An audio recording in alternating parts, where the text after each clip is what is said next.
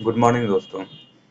तो आज हम बजट की कक्षा दूसरी करने जा रहे हैं, जिसमें कल कुछ टॉपिक पे डाउट था तो वो क्लियर कर देते हैं आज।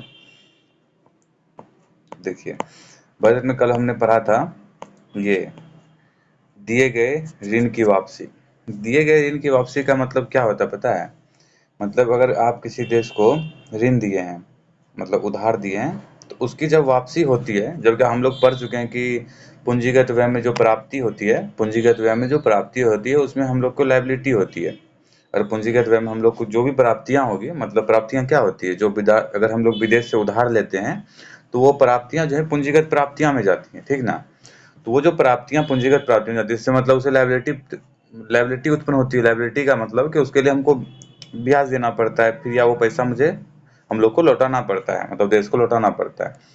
तो अभी तक तो पूंजीगत ये अपवाद होता है, दिए गए ऋण की जो वापसी होती है एक तरह से अपवाद होता है। ये दिए गए ऋण की वापसी जो होती है लायबिलिटी उत्पन्न नहीं करती है, लेकिन ये पूंजीगत प्राप्तियां आती है, ये अपवाद मान सकते हैं। क्योंकि देखिए, दिए गए ऋण जो अगर हम आप किसी दूसरे देश को विदेशों में अगर आप उधार दिए हैं और उसकी रिकवरी जो होती है ना, तो वो रिकवरी पूंजीगत प्राप्तियां में जाती हैं, जो कि लायबिलिटी उत्पन्न नहीं करती। एक तरह से ये अपवाद ही माना जाता है, ठीक ना। आज देखिए वर्गीकरण ठीक से कर दिए हैं डायग्राम बना के। यहाँ देखिए राजस्व बजट है, यहाँ राजस्व बजट है, यहाँ पूंजीगत बजट है। राजस्व बजट में दो प्रकार के बजट, राजस्व प्राप्तियां, राजस्व व्यय, ठीक ना। तो राजस्व प्राप्तियां में क्या है, देखिए टैक्स, नॉन टैक्स। टैक्स में क्या है, डायरेक्ट टैक्स, इनडायरेक्ट टैक्स, ठीक। डायरेक्ट टैक्स हो गया, इनडायरेक्ट टैक्स। अब नॉन टैक्स में क्या होता है, लाभ। सरकार को कोई चीज में लाभ हुआ तो उसका फायदा वो आता है लाभांश। लाभांश जैसे सरकार को कंपनी खोलती है तो उसमें जो लाभांश आता है ना, तो वो सरकार का की नॉन टैक्स में आता है, जो राजस्व प्राप्ति जिसमें लायबिलिटी उत्पन्न नहीं होती। जुर्माना, अगर जैसे आपका बाइक वाइक पकड़ा जाता है तो उसमें जो चालान वालान कटता है ना, तो वो जुर्माना इसी में आता है। ये फी, सरकार की कोई स्कूल संस्था जो होती है जिसमें जो फी लगता है, इसी टाइप की कोई भी फी जो होती है ना, ये आती है इसमें फी। स्टेचुअर फी, ये पता नहीं क्या होता है। स्टेचुअर फी मतलब कोई अलग टाइप का जो फी होता है ना, वो सब आता है इसमें नॉन टैक्स में, ठीक ना। अब राजस्व व्यय में देखिए क्या होता है। राजस्व व्यय में जो कि याद रखिए, राजस्व व्यय में होता यह है कि जो पूंजी की प्राप्ति, मतलब इसमें जो है ना पूंजी उत्पन्न नहीं होता है। राजस्व व्यय करने से, राजस्व खर्च करने से पूंजी की प्राप्तियां नहीं होती है। पूंजी की प्राप्तियां इसमें नहीं होती। इसमें देखिए क्या आता है, ब्याज भुगतान, मतलब कोई उधार ले उसमें ब्याज जो भुगतान कर रहे हैं वो। जो पेंशन देते हैं, पेंशन मतलब वे पेंशन, पेंशन या वेतन जिसमें कि पूंजी की प्राप्ति नहीं होती है, ठीक ना, पूंजी सृजन नहीं होता। कोई सरकार की कोई उद्योग है, सरकार का कोई जैसे रेलवे उलवे में जो रख रखाव में जो खर्च किया जाता है वो व्यय इसी में आता है। अनुदान, अगर सरकार कोई दूसरे राज्य को अनुदान दी या दूसरे देश को अनुदान दिया जाता है, जैसे अक्सर आए दिन हम लोग भूटान को, नेपाल को अनुदान देते रहते हैं। अभी हाल में ही भूटान के किंग जो आए हुए हैं भारत, नरेंद्र मोदी सबसे मिलने के लिए, हो सकता है अनुदान देने की कोई स्कीम हो जाए, तो वो यहीं से जाएगा, राजस्व व्यय से जाएगा। फिर कल्याणकारी, कल्याणकारी में क्या आता है, जैसे किसान निधि योजना हो गया, मनरेगा हो गया, ये सब यहाँ से आता है। इससे क्या होता है, सरकार की लाभ, ये जो सरकार की होती है ना, इसमें पूंजी का सृजन नहीं होता है। कल्याणकारी जो जितने भी जो होते हैं, जैसे कि पीडीएस में भोजन दिया जाता है, जो कि एनएफएसए कार्यक्रम के द्वारा, वो यहीं से जाता है। कानूनी व्यवस्था और लोक कल्याण, जो कानून प्रशासन सब होता है, प्रशासक, वो सबको पैसा यहीं से दिया जाता है, ठीक ना।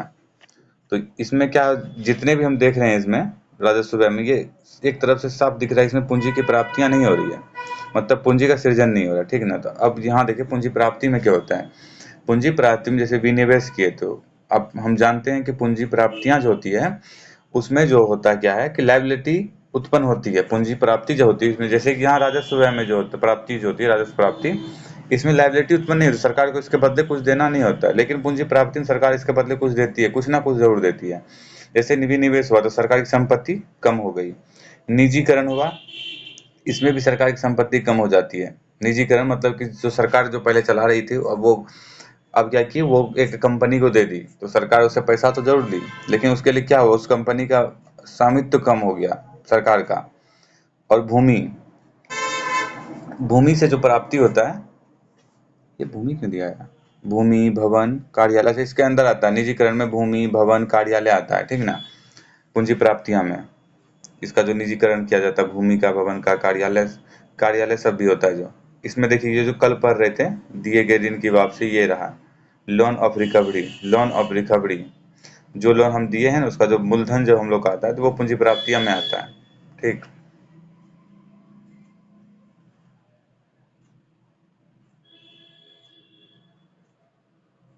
इसके बाद पूंजी व्यय। पूंजीगत व्यय में क्या है? पूंजीगत व्यय में, पूंजीगत व्यय का सीधा सा मतलब होता है, इसके बारे में और अच्छा से पढ़ेंगे, ठीक ना। ये तो बस एक सारांश दिखा रहे हैं ताकि आपको दिखे एक पेज पे सारा चीज, इसलिए ये बता रहे हैं। क्योंकि हम कल देखे कि थोड़ा सा हम इसमें ठीक से बता नहीं पाए थे, इसलिए आज दोबारा इसको चला रहे हैं। इसमें पूंजीगत व्यय में क्या है, सड़क निकाय को दिया गया, मतलब सड़क निकाय में जो दिया जाता है, जैसे सड़क बनती है तो इससे क्या होता है, सरकार को पूंजी की प्राप्ति होती है, मतलब कि पूंजी सृजन होता है। क्यों होता है? क्योंकि इससे क्या होता है, वो जो मतलब कि जो खर्च लगता है कोई भी प्रोडक्ट बनाने में, तो वह यातायात खर्च कम पड़ जाता है। और दूसरा बात कि जब सड़क बनता है तो सरकार इसका टैक्स लेते हैं ना, सरकार टैक्स लेते हैं जनता से, तो इससे पूंजी का सृजन होता है, ठीक है ना। विद्यालय से इसमें शिक्षा मिलती है, अस्पताल से भी पूंजी का सृजन होता है, क्योंकि अस्पताल बना तो क्या हो गया हमारे देश में, अब स्वास्थ्य संस्था जो है ग्रोथ कर रही है, इसका मतलब पूंजी व्यय में, इसको पूंजी के व्यय में जाएगा। स्कूल में भी खर्चा हो तो पूंजी के व्यय में जाएगा। हाँ, लेकिन वहीं स्कूल के रख रखाव पे खर्च किया जाएगा ना, अगर स्कूल बनाया जाएगा तो अब तो पूंजीगत व्यय में जाएगा। वहीं अगर स्कूल के जो स्कूल बना हुआ उसके रख रखाव में किया जाएगा तो वो राजस्व व्यय में चला जाएगा, ठीक ना। या विश्वविद्यालय में जो विश्वविद्यालय को ग्रोथ कर रहे हैं तब तो पूंजीगत व्यय में जाएगा, लेकिन वही विश्वविद्यालय के रख रखाव, मतलब कि झाड़ पोछ जो होता है ना झाड़ू के लिए, ये पूंजीगत व्यय में जाएगा, सॉरी राजस्व व्यय में जाएगा, ठीक ना। चलिए अब आगे बढ़ते हैं। ये तो कल वाला था, जो डीसीआर और एनडीएससीआर जो था, समझ गए ना। डीसीआर और एनडीएसआर क्या होता है? डीसीआर जो होता है जो लायबिलिटी उत्पन्न करती है, ठीक ना। और जो एनडीसीआर आता है, नॉन डेप्ट क्रेडिट रिसिप्ट, जो लायबिलिटी उत्पन्न नहीं करती, जैसे विनिवेश जो हो गया, ऐसा टाइप का चीज, ठीक ना। अब पढ़ते हैं फिर से, ये तो बस डायग्राम बता रहे थे, अब फिर से पढ़ते हैं। आज शुरुआत करते हैं पूंजीगत खर्च की, ठीक ना। सरकार का वह खर्च जो सरकार का वह खर्च जो अर्थव्यवस्था में संपत्ति का निर्माण करे, उसे पूंजीगत खर्च कहा जाता है। जैसे यह उत्पाद खर्च होता है, जैसे सरकार द्वारा अर्थव्यवस्था में मशीनों का क्रय, आधारभूत संरचना के निर्माण पर खर्च, सड़क, अस्पताल, हवाई अड्डा ईटीसी। केंद्र सरकार द्वारा राज्यों को दिया गया उधार, केंद्र सरकार द्वारा राज्यों को उधार उधार दिया गया है राज्यों, इसका मतलब सरकार उसे ब्याज लेगी, ठीक ना। ये याद रखिए कि सरकार उसे ब्याज लेगी। इससे क्या होता है, पूंजीगत व्यय में हमेशा पूंजी का सृजन होता है। तो अगर सरकार राज्य सरकार को उधार दे रही तो इससे क्या होगा, ब्याज बढ़ेगा, तो ब्याज बढ़ेगा तो केंद्र सरकार के लिए पूंजी का सृजन हुआ ना। विदेशों से राफेल विमान का क्रय करना, तो विदेशों से जो राफेल विमान का क्रय किया तो ये पूंजीगत व्यय में क्यों जाए, पूंजीगत व्यय में नहीं, पूंजीगत, एक मिनट क्या पढ़े, हाँ पूंजीगत व्यय में इसलिए जाएगा ये राफेल विमान, क्योंकि जो राफेल विमान हमारे देश में है, इससे क्या हुआ, हमारी सैनिक क्षमता बढ़ी, तो मतलब बढ़ने का मतलब हो गया पूंजीगत प्राप्ति हो रही है, एक तरह से पूंजी का सृजन हो रहा है। सरकारी अनुसंधान और विकास पर खर्च, सरकारी अनुसंधान और विकास पर खर्च किया जाएगा तो क्या होगा, इससे इससे ये होगा कि पूंजी का सृजन इससे कैसे होगा, क्योंकि कुछ ऐसा चीज इन्वेंशन किया जाएगा जिससे कि उत्पादकता खर्च कम हो जाएगा। अगर उत्पादकता खर्च कम हो जाएगा तो ये एक तरह से तो पूंजी का सृजन हुआ ना, तो वही हुआ ये। अब आगे पढ़ते हैं। सरकार द्वारा लिए गए उधार को चुकाना, क्योंकि यह सरकार की देयता को कम करता है, ठीक ना। सरकार के द्वारा लिए गए उधार को चुकाना, अगर पूंजीगत व्यय में जो अगर हम लोग कोई उधार कहीं से लिए हैं और सरकार ये उधार कहीं चुका रही है तो ये भी पूंजीगत व्यय ही होगा। क्योंकि क्या हुआ इससे, पूंजीगत व्यय इसलिए होगा, हाँ पूंजीगत इसलिए होगा, इसमें पूंजीगत व्यय इसको इसलिए माना जाएगा क्योंकि अगर हम किसी से चले उधार लिए, मान लिए कि हम तुमसे 100 रुपया लिए, और 100 रुपया लिए, इसके लिए ब्याज आपको हम दे रहे हैं हर महीना 1 रुपया, तो 1 रुपया मेरा तो हर महीना जा रहा है। अगर आपको 100 रुपया हम दे दिए तो इससे क्या होगा, इससे ये होगा कि मेरा अब लायबिलिटी खत्म हो गया। इससे भी एक तरह से पूंजी का सृजन ही हुआ, क्योंकि अब जो 1 रुपया आपको हम दे रहे थे वो 1 रुपया अब मेरा होगा पर्सनल, ठीक ना। इसलिए उसको पूंजीगत व्यय में रखा गया। तो पूंजीगत बजट में क्या होता है, पूंजीगत प्राप्ति प्लस पूंजीगत खर्च। एक सवाल दिया हुआ है, पूंजीगत बजट तथा राजस्व बजट के मध्य अंतर स्पष्ट कीजिए। इन दोनों बजटों के संघटकों को समझाइए, तो समझा दीजिएगा, आसान है। थोड़ा सा एग्जांपल है कि राजस्व बजट में क्या होता है, प्राप्ति और खर्च। प्राप्ति गैर कर और ब्याज प्राप्ति, और खर्च में होता है भुगतान, ब्याज भुगतान, मशीनों के रखरखाव पर खर्च। पूंजीगत बजट में क्या होता है, बाजार से उधार लिया हुआ प्राप्ति, और खर्च में क्या होता है, मशीनों पे करे। मशीनों पे करे का मतलब मशीन के रखरखाव पे करे का बात नहीं चल रहा है यहाँ, मशीन खरीदे जा रहे हैं, ठीक ना। करे का ये ध्यान रखिएगा। रखरखाव पर किया जाएगा तो राजस्व व्यय में हो जाएगा, क्योंकि रखरखाव पे हम लोग को कुछ प्राप्ति नहीं होती है, लेकिन मशीन का करे के जैसे प्राप्ति हुई कि हमारे उद्योग में मशीन की गुणवत्ता बढ़ेगी, ठीक ना। दिए गए उधार, दिया गया उधार चुकाना, उधार को अगर चुका दिए तो ये लायबिलिटी कम कर दी। यही सब एग्जांपल है।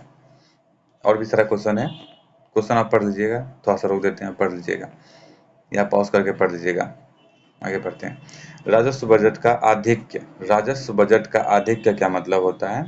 अधिक मतलब ये हो गया कि राजस्व बजट जो है, अधिक का मतलब ये होगा कि राजस्व प्राप्ति ज्यादा हो गया और राजस्व खर्च कम होगा। इसमें लिखा हुआ है राजस्व प्राप्ति ज्यादा हो रही है और राजस्व खर्च कम हो रहा है, तो मतलब राजस्व प्राप्ति ज्यादा हो रही है। यहाँ पे देखिए राजस्व, यहाँ पर राजस्व प्राप्ति ज्यादा हो रही है, ये देखिए यहाँ राजस्व प्राप्ति ज्यादा हो रही है और राजस्व व्यय कम हो रहा है, तो ये अधिक हो गया। और पूंजीगत प्राप्ति कम हो, सही है। पूंजीगत खर्च ज्यादा हो, ये सही है, ठीक ना। पूंजीगत प्राप्ति अगर कम होगी, इससे क्या होगा, इसमें क्या होता है, पूंजीगत प्राप्ति में क्या होता है, देयता बढ़ जाती है और संपत्ति घट जाता है। इसलिए पूंजीगत प्राप्ति का कम होना सही है और पूंजीगत खर्च का बढ़ना सही है, ठीक है, क्योंकि इससे उत्पादक जो है, उत्पादन बढ़ जाता है, ठीक ना, उत्पादन इसमें बढ़ जाता है।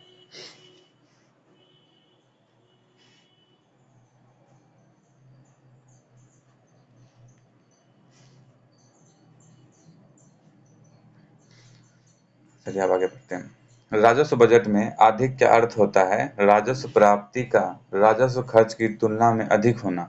राजस्व प्राप्ति में वृद्धि एक और सरकार की ऐसी प्राप्ति को बढ़ाता है जो देयता सृजित नहीं करती है, वहीं दूसरी ओर पूंजीगत प्राप्ति को कम करता है। पूंजीगत प्राप्ति को कम करता है। अगर राजस्व प्राप्ति ज्यादा हो जाएगी तो वाजिब है, अगर हमारे पास सफिशियंट पैसा हो ही जाएगा तो हम कर्जा क्यों लेंगे? कर्जा लेने के बाद ही पूंजीगत प्राप्ति बढ़ती है, ठीक ना। तो अगर राजस्व प्राप्ति ज्यादा बढ़ती, इसलिए बोला गया है कि दूसरी ओर जो है पूंजीगत प्राप्ति को कम करता है, जो या तो देयता में वृद्धि करती है, एक मिनट, पूंजीगत प्राप्ति को कम करता है, पूंजीगत प्राप्ति को कम करता है, मतलब पूंजीगत प्राप्ति के बारे में बताया जा रहा है कि जो देयता में वृद्धि करती है या संपत्ति को कम कर देती है। पूंजीगत प्राप्ति अगर ज्यादा हो रही है हम लोग के पास तो ये सही नहीं है अर्थव्यवस्था के लिए।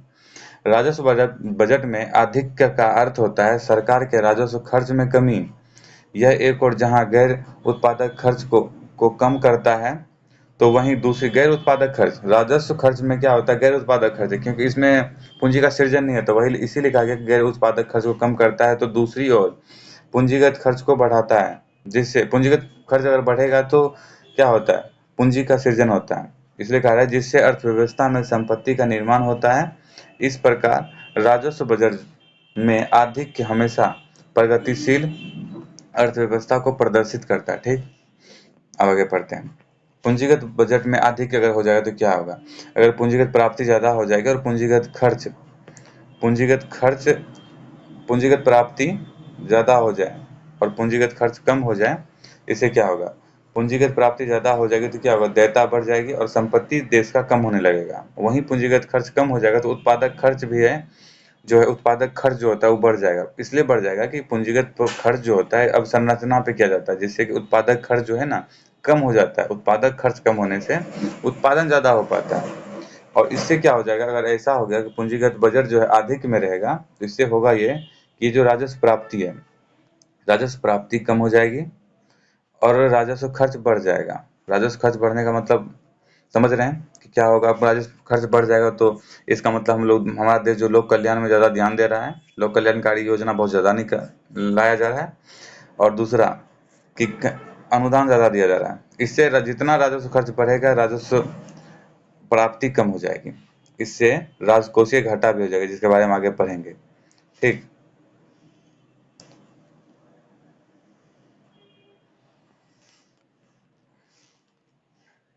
इसके बारे में आगे पढ़ते हैं। पूंजीगत बजट में आधिक्य का अर्थ है जब पूंजीगत खर्च की तुलना में पूंजीगत प्राप्ति अधिक हो जाए। पूंजीगत खर्च मतलब पूंजीगत व्यय, मतलब वैसा व्यय जो पूंजी का सृजन करता है वो कम हो जाए, और पूंजीगत प्राप्ति जो लायबिलिटी बढ़ा देती है वो ज़्यादा हो जाए। तो पूंजीगत बजट के अधिक में होने से पूंजीगत प्राप्ति में वृद्धि होती है। यह एक और ऐसी प्राप्ति में वृद्धि करता है जो सरकार की प्राप्ति में जो होता है देयता को बढ़ाता है। यह सरकार की संपत्ति में कमी करता है। वहीं दूसरी ओर राजस्व प्राप्ति में कमी करता है, जो सरकार की संपत्ति में वृद्धि करती है। एक चीज़ आपको बताते हैं, इस बार-बार कन्फ्यूजन हो जाएगा, इसको कंफर्म कर लीजिए एक बार, बता रहे हैं आपको। ये जो है, एक मिनट, राजस्व प्राप्ति जो है लायबिलिटी उत्पन्न नहीं करती है, राजस्व व्यय जो है पूंजी का सृजन नहीं करता है, और पूंजीगत प्राप्ति जो है लायबिलिटी उत्पन्न करती है, और पूंजीगत व्यय जो होता है ये पूंजी का सृजन करता है। तो अब बता रहे हैं इसमें क्यों बता रहे हैं।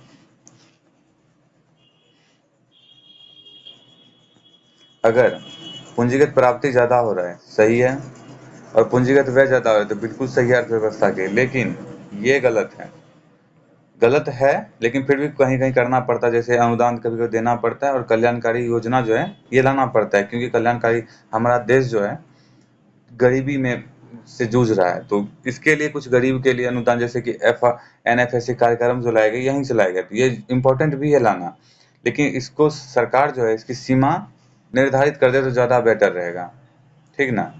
सरकार इसकी सीमा को निर्धारित कर दे, कितना ही करना है, और इसको ज़्यादा बढ़ाना है।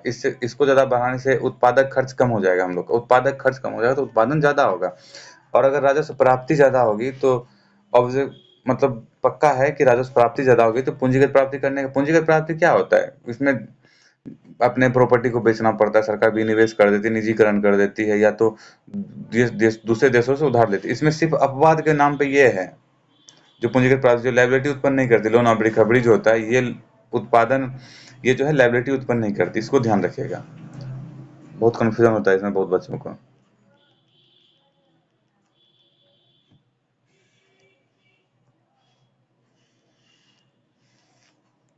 इसका स्क्रीनशॉट ले लीजिएगा, आप लोग के लिए अच्छा रहेगा।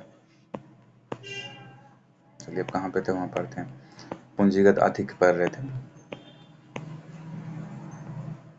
ठीक। पूंजीगत में अधिक सरकार के पूंजीगत खर्च को कम करता है, जो उत्पादन खर्च को बढ़ाता है। क्यों बढ़ेगा उत्पादन खर्च? क्योंकि अब संरचना कम हो जाएगी, यातायात साधन ठीक से नहीं हो पाएगा, भंडारण ठीक से नहीं हो पाएगा, सरकार इस पर खर्च करेगी तब ना, ये सब कम लगेगा तो उत्पादन खर्च कम हो जाएगा, वही बढ़ जाता है। इससे राजस्व खर्च में वृद्धि होती है, इससे राजस्व खर्च में भी वृद्धि हो जाती है, ठीक। जो गैर उत्पादक खर्च होता है, इस प्रकार पूंजीगत बजट में अधिक अर्थव्यवस्था के पिछड़ेपन को प्रदर्शित करता है। पूंजीगत बजट में अधिक होगा तो अच्छा नहीं है, लेकिन राजस्व बजट में अधिक होगा तो बढ़िया है। देखिए, बजट में यहाँ जो है कुल खर्च, कुल प्राप्ति। कुल खर्च में है राजस्व खर्च और पूंजीगत खर्च, ठीक। वहीं कुल प्राप्ति में है राजस्व प्राप्ति और पूंजीगत प्राप्ति, ठीक। इसमें है खर्च और प्राप्ति के आधार पर बजट 3 प्रकार के होते हैं। खर्च और प्राप्ति का एक आर्थिक बजट, संतुलित बजट और घाटे का बजट। आर्थिक बजट में क्या होता है, आर्थिक बजट में कुल प्राप्ति ज़्यादा होगी और कुल खर्च कम होगा। वही संतुलित बजट में क्या होगा, कुल प्राप्ति भी बराबर होगी और कुल खर्च भी बराबर होगा। घाटे का बजट में क्या होगा, कुल प्राप्ति कम होगी और कुल खर्च ज़्यादा हो जाएगा। तो भारत सरकार का बजट हमेशा घाटे का बनता है, क्योंकि सरकार की प्राप्ति सीमित होती है, जबकि सरकार का खर्च अत्यधिक होता है, जैसे सब्सिडी पर खर्च, वेतन, पेंशन पर खर्च इत्यादि।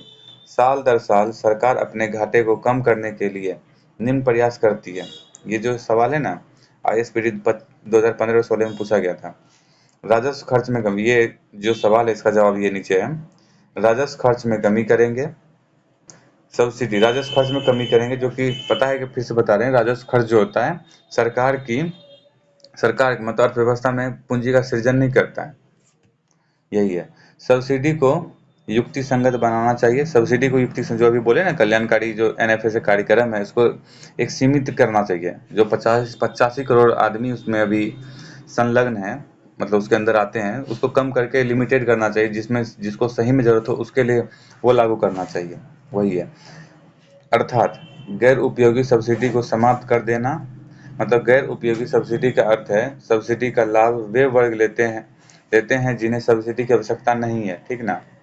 सरकार को नए कल्याणकारी कार्यक्रम को शुरू करने से बचना चाहिए। नए कार्यक्रम कल्याणकारी, फिर से बता रहे, कल्याणकारी का मतलब ऐसा होता है जिससे कि पूंजी का सृजन नहीं होता है, बल्कि उसके स्थान पर पुराने कार्यक्रमों को युक्ति संगत बनाकर आगे बढ़ना चाहिए। पुराने कार्यक्रम को ही ठीक ठाक करके और उसको आगे बढ़ाना चाहिए, ना कि फिर से नया कल्याणकारी योजना लगा चालू कर देना चाहिए। ऐसा नहीं करना चाहिए सरकार को।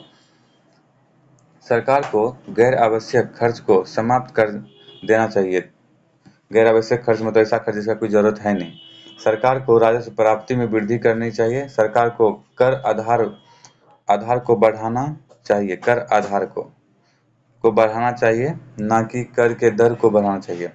मतलब सरकार को करना ये चाहिए, जैसे कर जो आधार है ना, उसको कम कर देना चाहिए, लेकिन बहुत प्रोडक्ट पे लगाना चाहिए, लेकिन उसको कम करके लाना चाहिए। लेकिन सरकार क्या करती है, प्रोडक्ट एक ही प्रोडक्ट पे कर को बढ़ा देती है, जिससे जो पब्लिक होती है काला धन वो देना नहीं चाहती, इसलिए उसका लिए काला धन हो जाता है एक तरह से।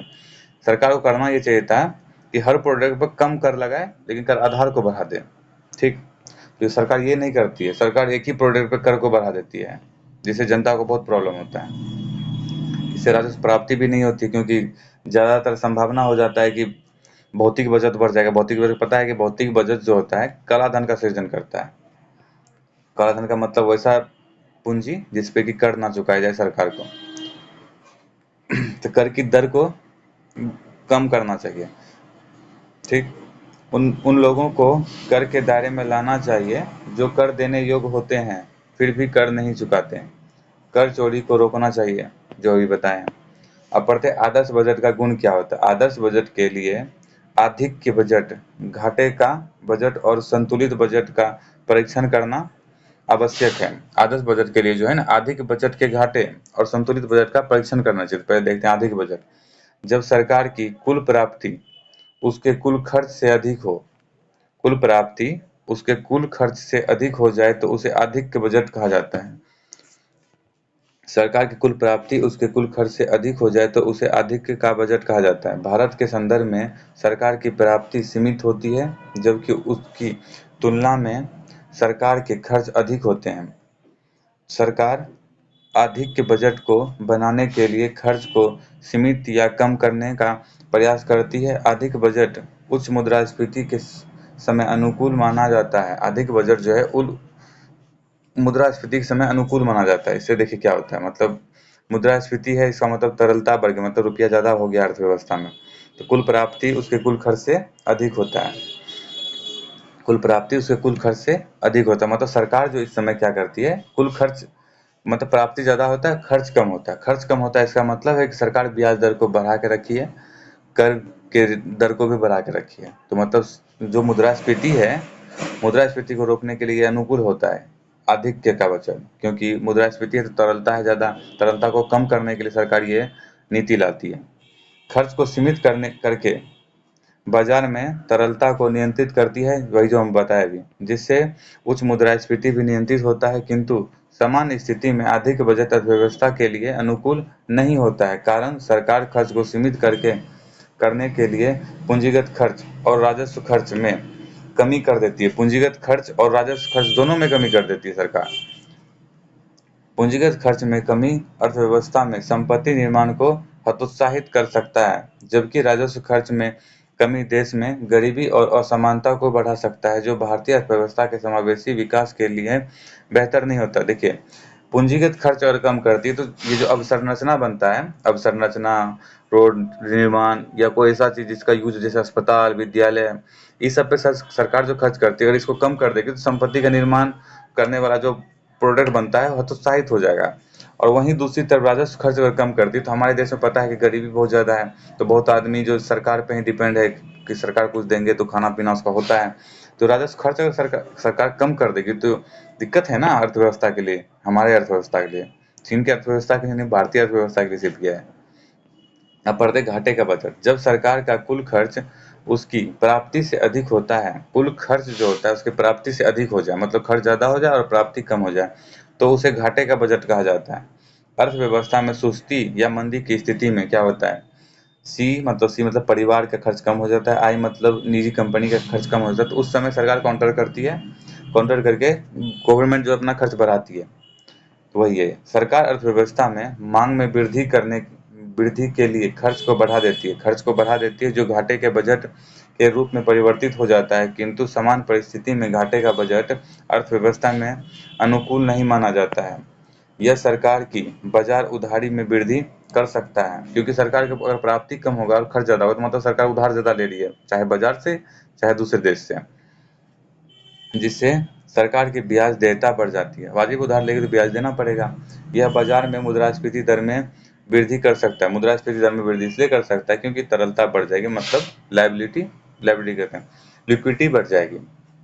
यह अर्थव्यवस्था में ऋण जाल की स्थिति उत्पन्न कर सकता है, ऋण जाल स्थिति बिल्कुल कर सकता है, क्योंकि सरकार, देखिए यहाँ पे ऋण जाल गया मतलब सरकार उधार ली, उसके लिए ब्याज देना पड़ा, डेब्ट ट्रैप होता है जो ऋण जाल को, तो ब्याज लेना पड़ा, फिर ब्याज के लिए फिर सरकार उधार ले लेगी, ब्याज किसे चुकाएं, तो फिर ब्याज चुकाने के लिए फिर उधार, मतलब लगातार ये चलता रहेगा, ब्याज ले रहे हैं उधार दे रहे हैं, तो ब्याज चुकाने के लिए उधार लिया जाएगा, फिर उस उधार के लिए फिर उधार लिया जाएगा, तो मतलब सरकार इसमें फंस जाएगी। यह सरकार की साख क्षमता को प्रभावित कर सकता है, यह अर्थव्यवस्था में क्राउडिंग आउट की स्थिति उत्पन्न कर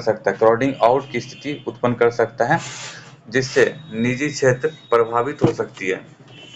देखिए क्यों होती है प्रभावित क्राउडिंग आउट के समय में निजी क्षेत्र, आगे बढ़ते हैं बताते हैं। देखिए पहले जो क्राउडिंग इन जान लेते हैं क्या होता है। जब सरकार खर्च के द्वारा बाजार में तरलता में वृद्धि होती है तो उसे क्राउडिंग, मतलब कि सरकार जो है खर्च को बढ़ा देती है, मतलब कि इस अर्थव्यवस्था में लिक्विडिटी बढ़ जाती है, मतलब पैसा बढ़ जाता है, धन अर्थव्यवस्था माने लगे, तो इसको कहते हैं क्राउडिंग इन। वहीं अगर जब सरकार क्राउडिंग आउट, जब सरकार बाजार से उधार लेने के लिए सरकारी प्रतिभूति जारी करती है, जिससे बाजार में तरलता सरकार की ओर चली जाती है, तो उसे क्राउडिंग आउट कहते हैं। क्राउडिंग आउट की स्थिति हो जाती है क्योंकि सरकार प्रतिभूति में जोखिम कम होने के कारण, यहाँ पे देखिए यही जो है, इससे निजी कंपनी को क्या दिक्कत हो जाता है, सरकार की प्रतिभूति जो होती है उसमें जोखिम कम होने के कारण जो होता है अधिक सुरक्षित माना जाता है, अतः निवेशक सरकारी प्रतिभूति में अत्यधिक निवेश करते हैं तथा निजी क्षेत्र बाजार से पूंजी जुटा नहीं पाते हैं। सरकार जब अपना बॉन्ड जारी करती है, और निजी कंपनी भी अपना बॉन्ड जारी करती है, लेकिन जब सरकार जारी करती है तो सरकार पे पब्लिक को भरोसा होता है, तो वो जो है ज़्यादातर सरकारी प्रतिभूति खरीदना प्रेफर करते हैं, वहीं निजी कंपनी का जो बॉन्ड होता है उसको नहीं खरीदते हैं, क्योंकि निजी कंपनी में रिस्क होता है ना ज़्यादा, इसलिए वो चाहते हैं कि सरकार वाला ले लेंगे तो चलो कुछ ना कुछ तो प्रॉफिट होगा, इसमें रिस्क लेना नहीं चाहते। इससे क्या होता है, निजी कंपनी को पूंजी प्राप्ति नहीं हो पाती है, जिस वजह से उत्पादक उसका कम हो जाता है, और उत्पादन जब उसका कम हो जाएगा इसका मतलब है कि उसके कंपनी में जो श्रमिक काम कर रहे हैं उसको वेतन नहीं मिल पाएगा, जिससे क्या होगा, मंदी का भी स्थिति आ सकता है। आगे पढ़ते हैं उसी के बारे में, क्राउडिंग आउट के बारे में। वे अन्य स्रोतों से अधिक ब्याज दर पे, मतलब कि निजी कंपनी अधिक ब्याज दर पर उधार लेने के लिए बाध्य होते हैं, जिससे उनका लागत बढ़ जाता है, लागत मतलब जो उसका खर्च ज़्यादा लग जा रहा है बढ़ जाता है, और वस्तु और सेवा का मूल्य बढ़ जाता है। इस प्रकार समान परिस्थिति में अधिक बजट और घाटे का बजट दोनों ही अर्थव्यवस्था के लिए अनुकूल नहीं माना जाता है, अतः संतुलित बजट, जहां सरकार के कुल खर्च और कुल प्राप्ति बराबर होते हैं, को अर्थव्यवस्था के अनुकूल माना जा सकता है। अतः संतुलित बजट के लिए यह अनिवार्य होता है कि सब्सिडी को जो युक्ति संगत बनाना चाहिए, कहाँ देना चाहिए, कितना देना चाहिए, ये बनाना चाहिए। यहाँ आजकल क्या होता है कि राजनीति के चक्कर में कहीं भी कोई भी सब्सिडी दिया जा रहा है कि जनता बस खुश रहे, इससे होता है राजस्व घाटा बढ़ जाता है। यही बोला जा रहा है, सब्सिडी को युक्ति संगत बनाना चाहिए, कहाँ देना चाहिए, कितना देना चाहिए। गैर आवश्यक खर्चों को कम कर देना चाहिए, सरकार कभी कभी फालतू चीज पे भी खर्च करती है, क्योंकि ये जो राजनीतिक पॉलिटिक्स जो होता है, चुनाव जीतने के लिए सरकार कोई सा कुछ भी वादा कर देती है, तो उसको कम करना चाहिए। राजस्व प्राप्ति में वृद्धि का प्रयास किया जाए, कर चोरी को रोका जाए, कर चोरी को रोका जाएगा तो इससे कर की प्राप्ति होगी, जिससे कि राजस्व प्राप्ति में जाता है। इस प्रकार एक आदर्श बजट में निम्न गुण हो सकते हैं। पहला क्या होता है, यह बजट संतुलित हो। दूसरा, सरकार को बजट में राजस्व और पूंजीगत मदों को अलग अलग स्पष्ट रूप से प्रदर्शित करना चाहिए। जैसे सरकार क्या करती है, सीधा सीधा बोल देती कि ये राजस्व प्राप्त ये नहीं प्राप्ति नहीं, ये बोलती सीधा कुल प्राप्ति और कुल व्यय सीधा कर देती है। उसको बोला जा रहा है कि आप जो ये काम कीजिए कि आप राजस्व प्राप्ति जो है उसको डिफाइन कीजिए कि राजस्व प्राप्ति कौन सा है, राजस्व और पूंजीगत प्राप्ति क्या है, इसको डिफाइन करना होता है यहाँ पे। यही बोला जा रहा है कि अलग अलग स्पष्ट रूप से प्रदर्शित करना चाहिए ताकि दिखे कि आप प्राप्ति किससे कर रहे हो। अगर राजस्व प्राप्ति ज्यादा है तो ठीक है, और राजस्व प्राप्ति ज्यादा है और राजस्व खर्च, अगर वहीं आप पूंजी का जैसे मान लिया जाए कि अगर कुल खर्च ज्यादा हो रहा है और कुल प्राप्तियां जो है कम हो रही है, लेकिन जो कुल खर्च ज्यादा हो रहा है उसमें पता चले कि पूंजीगत व्यय ज्यादा मतलब पूंजीगत खर्च ज्यादा हो रहा है, तो बढ़िया है अर्थव्यवस्था के लिए। तो यही इसको डिफाइन कर ताकि दिखे कि क्या हो रहा है बाजी में अर्थव्यवस्था में। लेकिन सरकार जो कुल खर्च और कुल प्राप्ति करती है इसमें स्पष्ट नहीं दिख रहा है कि क्या खर्च हो रहा है, किस पे खर्च हो रहा है, या कितना प्राप्ति कहाँ से हो रहा है। जो प्राप्ति ज्यादा अगर हो भी जाएगा तो हो सकता है उधारी का प्राप्ति हो जिसमें कि लायबिलिटी बढ़ जाती है, तो इसको अलग अलग करना चाहिए। अब आगे बढ़ते, बजट में मदों को सकल के स्थान पर निवल या शुद्ध रूप में प्रदर्शित, वही जो बोले सकल मतलब सकल जो टोटल जोड़ दिया जाए, तो ऐसा नहीं करना चाहिए, अलग अलग करना चाहिए दोनों को। पूंजीगत प्राप्ति क्या है वही जो भी बताएं। बजट इस प्रकार बनाना चाहिए कि आम जनता को आसानी से समझ में आए। बिल्कुल, बजट में आंकड़े इस प्रकार स्पष्ट हो कि उसका अपेक्षण जांच करना आसान हो, मतलब कि ऐसा बजट बने कि हर मतलब छोटा सा पब्लिक जो पढ़ा लिखा नहीं हो उसको भी समझ आए कि आखिर हो क्या रहा है। अब देखते हैं घाटे के प्रकार। घाटे भी 6 प्रकार के होते हैं: राजस्व घाटा, रेवेन्यू डेफिसिट, प्रभावी घाटा, इफेक्टिव डेफिसिट, राजकोषीय घाटा, बजटीय घाटा, प्राथमिक घाटा और मौद्रिकीकृत घाटा। ठीक, अब पहले पढ़ते हैं राजस्व घाटा के बारे में। राजस्व घाटा में राजस्व घाटा क्या है? इसमें बजट है, ठीक, कुल खर्च जो बोले ना अलग अलग नहीं है, यही अलग करना है। कुल खर्च है, कुल प्राप्ति है। देखिए कुल खर्च में क्या है, राजस्व खर्च है और पूंजीगत खर्च है। वहीं कुल प्राप्ति में जो है कुल प्राप्ति राजस्व प्राप्ति है और पूंजीगत प्राप्ति है। लेकिन देखिए इसमें दिक्कत क्या होता है, अगर जैसे मान लीजिए कि कुल प्राप्ति हम लोग को ज्यादा हो रहा है तो कुल प्राप्ति में चलो मान लेते हैं कि ये ज्यादा हो रहा है पूंजीगत प्राप्ति, और राजस्व प्राप्ति कम हो रहा है। वहीं और कुल खर्च में क्या हो रहा है कि कुल खर्च में राजस्व खर्च ज्यादा हो रहा है और पूंजीगत खर्च कम हो रहा है। ये अर्थव्यवस्था के लिए बिल्कुल बेकार है। चाहे भले कुल प्राप्ति ज्यादा हो रहा है और कुल खर्च कम हो रहा है, तो इससे ऐसा नहीं कि राजकोषीय घाटा नहीं बढ़ेगा, बढ़ेगा, क्योंकि पूंजीगत प्राप्ति ज्यादा हो रही जिससे लायबिलिटी बढ़ जाएगी। पूंजीगत प्राप्ति जो यहाँ पे ज्यादा हो रही तो लायबिलिटी से बढ़ जाएगी। लायबिलिटी जब बढ़ेगी इसका सीधा सा मतलब है कि ब्याज देना पड़ेगा, तो और ब्याज कैसे देंगे, तो वो राजस्व खर्च हो जाएगा। राजस्व खर्च में क्या होता है, पूंजी का सृजन नहीं होता है। ये अर्थव्यवस्था के लिए बहुत बेकार है। तो यही सर अभी जो उसमें बताया गया कि अच्छा अर्थव्यवस्था कैसे माना जाए, ये चारों का वर्गीकरण किया जाए। ये चारों चार मतलब कुल प्राप्ति 2 प्रकार का होता है और कुल खर्च 2 प्रकार, इसको वर्गीकृत करना चाहिए। वहीं देखो अगर यहाँ पे जैसे कुल खर्च है और कुल प्राप्ति है, इसमें क्या हो कि राजस्व प्राप्ति बढ़ जाए, पूंजीगत प्राप्ति कम हो जाए, क्योंकि पूंजीगत प्राप्ति लायबिलिटी उत्पन्न करती है, और वहीं राजस्व पूंजीगत खर्च बढ़ जाए और राजस्व खर्च कम हो जाए। सही है ये। लेकिन हाँ, खर्च राजस्व खर्च उतना भी कम ना हो जाए कि कल्याणकारी योजना ही नहीं लाया जाए देश में, ये बहुत बेकार हो जाएगा फिर, क्योंकि हमारा देश जो है गरीबी में जूझ रहा है। ऐसा भी नहीं कर सकते हैं। देखिए जब सरकार का कुल राजस्व खर्च उसके कुल राजस्व प्राप्ति से अधिक हो जाए, कुल राजस्व खर्च जो है राजस्व प्राप्ति से अधिक हो जाए तो उसे राजस्व घाटा कहा जाता है। राजस्व घाटा बराबर राजस्व खर्च बड़ा हो जाए और राजस्व प्राप्ति कम हो जाए, मतलब राजस्व खर्च ज्यादा, सरकार ज्यादा खर्च कर रही है और प्राप्ति उसका कम हो। इस प्रकार राजस्व घाटे का बढ़ना अर्थव्यवस्था के लिए बेहतर नहीं होता है, क्योंकि एक और यह सरकार के गैर उत्पादक जो पूंजी का सृजन नहीं करता है, खर्च में वृद्धि करता है। इससे उत्पादन खर्च में कमी हो जाती है, उत्पादक खर्च में कमी हो जाती है। वहीं दूसरी और राजस्व प्राप्ति में कमी ऐसे प्राप्ति को बढ़ाता है जो पूंजीगत प्राप्ति जो या तो देयता को बढ़ाता है या तो संपत्ति को कम करता है। देखिए राजस्व प्राप्ति कम हो गया, राजस्व खर्च ज्यादा हो जाएगा, तो मतलब सरकार उधार दे रही, उधार लेना का मतलब सीधा हो गया वो पूंजीगत प्राप्ति में जाएगा और पूंजीगत प्राप्ति लायबिलिटी उत्पन्न करती है। राजस्व घाटे को कम करने के प्रयास सरकार क्या क्या कर रही है या क्या क्या करना चाहिए। राजस्व खर्च में कमी यह अर्थव्यवस्था के अनुकूल नहीं हो सकता है, क्योंकि यह समावेशी विकास मतलब सबका विकास को प्रभावित कर सकता है। सबका विकास मतलब गरीबी गरीबी को बढ़ा सकता है। अतः सरकार को राजस्व खर्च में कमी के लिए गैर आवश्यक खर्च को कम करना चाहिए और सब्सिडी को युक्ति संगत बनाना चाहिए। और दूसरा क्या है, राजस्व प्राप्ति में वृद्धि करना चाहिए। कर दर में वृद्धि के बजाय कर आधार में वृद्धि करना चाहिए। कर दर और कर आधार का मतलब क्या है, जितना आधार मतलब हर प्रोडक्ट पे एक लिमिटेशन कर देंगे, इतना इसमें देना पड़ेगा कर।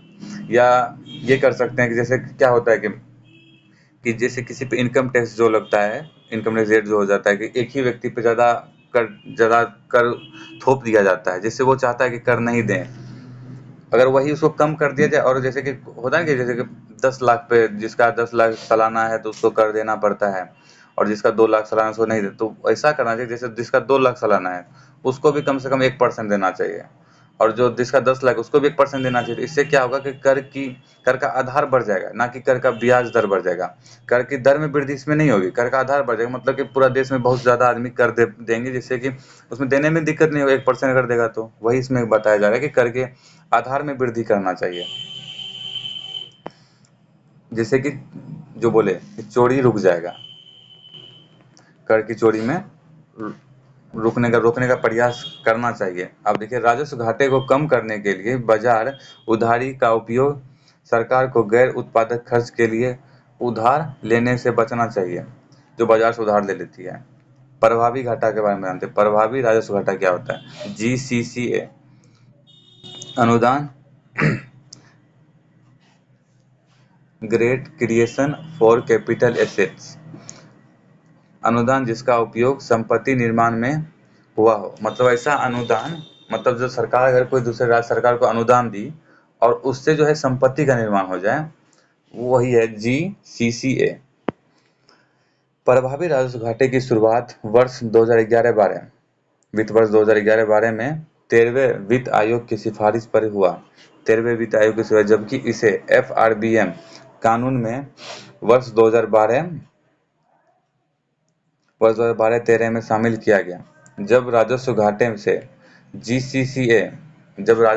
से जीसीसीए को घटाया जाता है तो प्रभावी राजस्व घाटा प्राप्त होता है। मतलब इसका एग्जाम्पल देखिए कैसे होगा। जैसे मान लिया जाए कि 100 रुपया राजस्व घाटा, 100 रुपया और माइनस 90 है। मान लिया जाए कि ये खर्च है, ये प्राप्ति है, ठीक ना। ये प्राप्ति है, ये खर्च है, तो मतलब 10 रुपये का नुकसान हो रहा है। लेकिन इसमें जो 10 रुपये का नुकसान हो रहा है, तो मान लिया जाए कि सरकार जो खर्च की है 10 रुपया, इसमें ये खर्च है, ये प्राप्ति है, ठीक ना। तो इसमें जो खर्च किया गया है, तो मान लिया जाए कि 10 रुपया जो इसमें जो खर्च किया गया होगा, जो अनुदान दिया होगा सरकार दूसरे राज्य को दी, तो उससे वो क्या किया, अस्पताल बना लिया। अस्पताल जब बना लिया तो ये तो पूंजी का सृजन करेगा। तो ये 10 रुपया जो पूंजी का सृजन करेगा, तो इसको जो है ना, तो राजस्व खर्च में नहीं जोड़ा जाएगा, इसको पूंजीगत खर्च में जोड़ दिया जाएगा, जिससे ये 10 रुपया जो है, अब जो घाटा लगा है इसको घाटा नहीं माना जाएगा। इसको मान लीजिए 10 रुपया प्लस हो गया, तो मतलब जीरो हो गया, जीरो हो गया, तो मतलब कोई घाटा नहीं है। इसको जो यही होगा जीसीसीए, मतलब great creation for capital assets, यही हो जाता है, जो पूंजी का सृजन कर देता है।